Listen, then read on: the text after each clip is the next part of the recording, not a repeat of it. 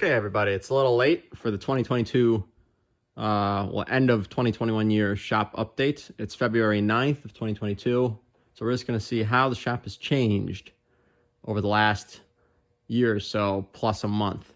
So 2021 was a bad year for a lot of people, but mine was pretty good.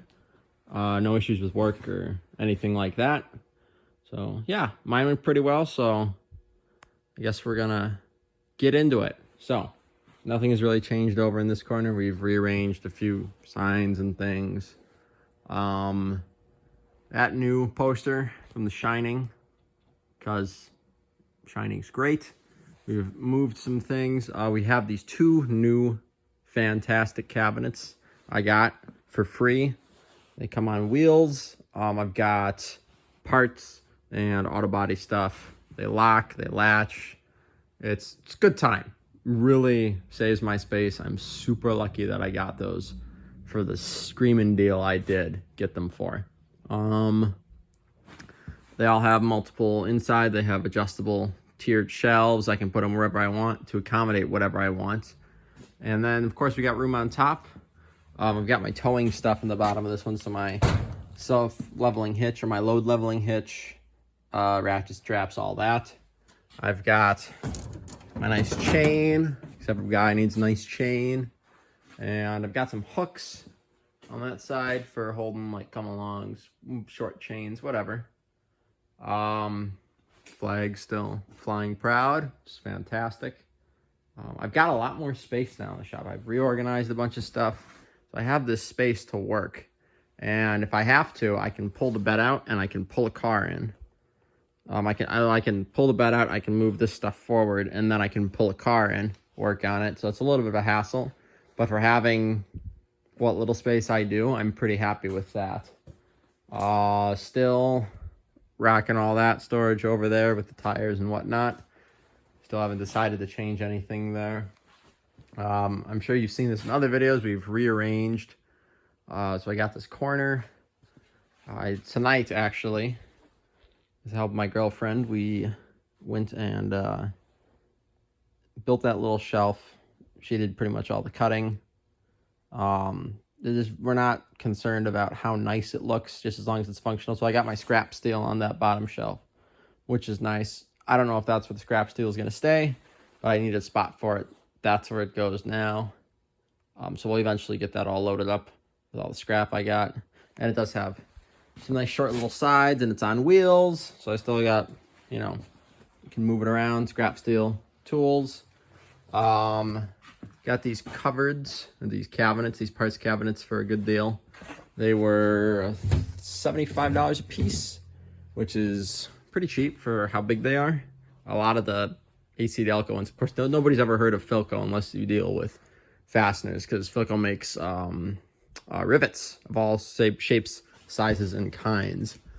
So, not super desirable. It's not like a Delco or an AC Delco Remy or like a Monroe cabinet, what have you. But they're good enough for what I want. There's actually two different cabinets here. One of them is just shallow on the side, and they fit these quantum storage bins that you can get at like Menards for really cheap. And then I got some extra ones down there. I got rid of all the steel shelves that were down here, which is really nice. I got them out. I sold them to someone for like $100 or 120, something like that, which is a really good deal for shelves like that. I spent probably 25 man hours between me and another person just sorting through them. And not me and another person, me and my girlfriend. It's been a huge help getting stuff done at the shop, which is really appreciated.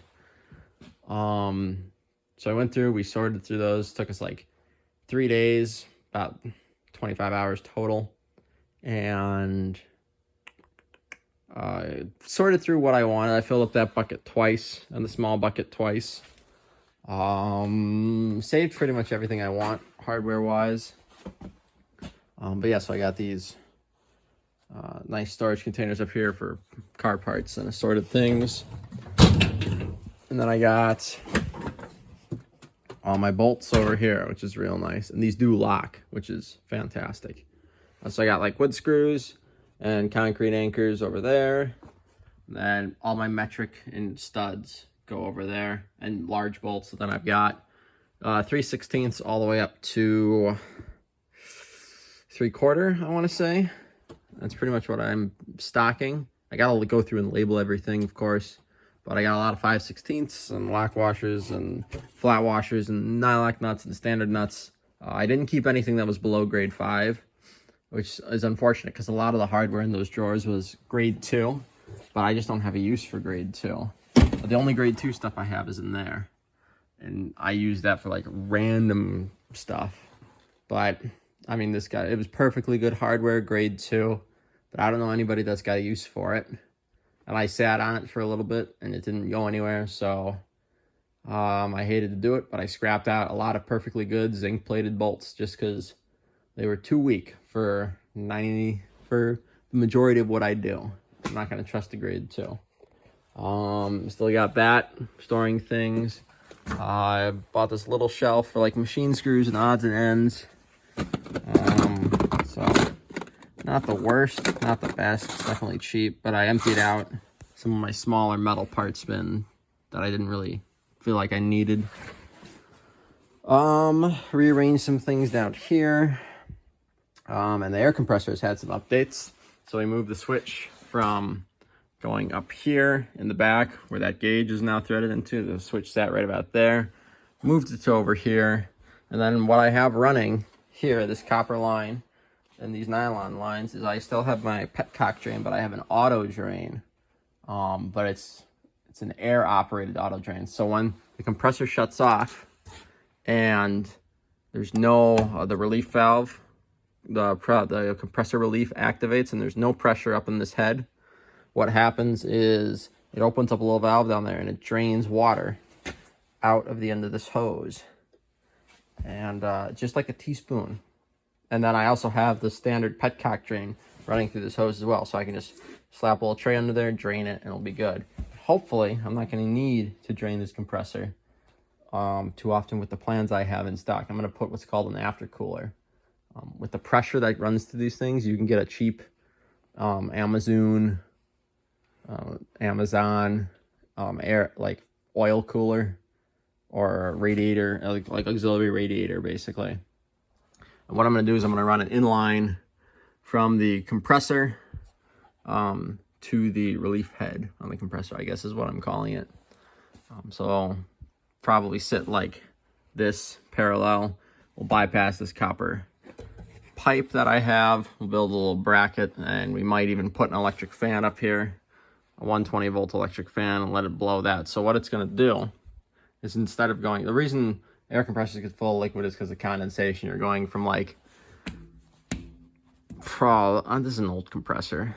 You're going from at most 300 degrees of air, and you're going right down into the room temperature, and that creates a lot of condensation, especially if the compressor's moving and the air is moving. And if there's a lot of moisture in there, these pipes can get a little frosty, just because the air is rushing by so fast, and it gets pretty pretty cold. Now I don't have any air in the lines anymore because of these little separators here. This whole setup was like $60, real cheap. So I don't have any air in the lines. The aftercooler is strictly preserving the tank. I want this tank to last as long as possible, minimize the rust, minimize the water sitting in the tank. Because new tank, this was a surplus tank. It was like $200 for a 60 gal, which I was happy to pay because I was able to utilize all my motors and stuff. Yeah, that's about it for that. Yeah, compressor has an automatic drain. It's nice. And speaking of that, I've got it plumbed into my press nicely now with a foot pedal. A lot of you know this Harbor Freight air over hydraulic has a little hand operated thingy that runs off a hose off of this 90. So I ran another 90, ran a line down there, and it's ran to its separate switch. And these are just brass push-on fittings. They're real nice. I use them on a lot of stuff. But now it's I got my own little foot pedal, which is super nice. And I got to weld a handle onto this yet. But yeah, so that's super nice. And the big update, the biggest, most recent update, besides the auto drain on the compressor, has been Workbench. Those drawers. I put up a little drawer update video a while ago. We now have all the drawers updated. That light's a little too wrapped up because it's wrapped up wrong. That drawer is a little tight yet, but not bad. So I have 6 drawers now. These drawers I didn't measure at all, and those drawers I did measure. And once you know it, those turned out a lot better. This was just slap them together, get them done as quick as possible, and really happy with them though. Got a lot of room, shop rags. This one I believe is still empty, unless, nope, I put my coveralls in there, but I will be putting shop rags in this one as well. And it's just all sorts of tools in these, which is nice. And it would be nice if I could lock these. I'm thinking about putting, like, anchoring a U-bolt and running a bar through, just because of where my shop is located, you know, at the greatest neighborhood. When I live out in the country, I don't think it's going to matter. But yeah, that's about it. I've moved some stuff from up there down here. I've got things organized. I still gotta find a good toolbox for my tune-up toolbox that I can run everywhere, that can hold my dwell meter and test lights and timing lights and point adjusters and shims and all that. But yeah, so I got a lot more room down there for parts and tins and bins and cans and torches and whatever. I got my welder back under there. The little grinding wheel from Harbor Freight that I got with my coupon is nice. I didn't really need the variable speed, but I bought it because coupon, why not? That's about it for shop updates. Those drawers took a little bit, and they're soft close too. You know, I said that in the other video, but if you haven't seen the other video, they are soft close. So no matter how hard I push this, it won't slam, which I'm really happy about. That one's got some weight behind it, so it slams a little harder, but these light ones are just, they don't slam. Super nice. That's about it for shop update. So I suppose I'll wrap it up, get it on here, because it is 11:05. So yeah, that's about it. Catch you guys in the next one.